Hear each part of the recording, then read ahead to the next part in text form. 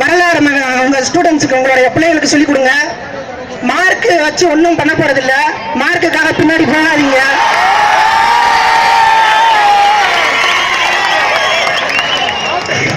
இது வரைக்கும் 100க்கு 100 மார்க் எடுத்த மாணவர்களால நாட்டுக்கோ நாட்டு வளர்ச்சிக்கோ நாட்டு அரசியலுக்கோ எந்த விதமான நல்லதும் நடந்ததில்லை.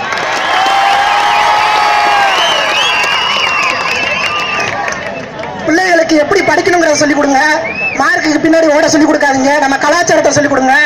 மாடுகளுக்கு பின்னாடி ஒரு கூட்டம் போகுதுரா அப்படிங்கிறத சொல்லிக் கொடுக்காம மாடு பிடிக்கிறதுக்காக இத்தனை தமிழர்கள் எதுக்கு வந்திருக்காங்க அப்படிங்கிறத சொல்லிக் கொடுங்க.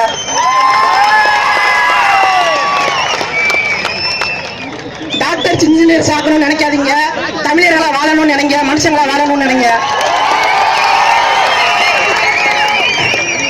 இந்த போராட்டம் இதோட நின்றாம நான் இதுக்காக தான் காத்துக்கிட்டு இருந்தேன். மக்கள் எல்லாம் ஒண்ணு சேர மாட்டாங்களா, இவ்வளவு நாளா ஓட்டு போட்டு நமக்கு ஏதாவது நல்லது நடக்காதா அப்படின்னு ஏங்கி தவிச்சு உள்ளுக்குள்ளே அழுது புழங்கி ரொம்ப கஷ்டப்பட்டு உள்ளுக்குள்ளே இருந்து எப்படியாவது இந்த உணர்ச்சி புலமை பொங்கி இந்த தமிழன் வெளியில வர மாட்டானா அப்படின்னு நினைச்சதுக்கு இந்த போராட்டம் ஒரு உதாரணம்.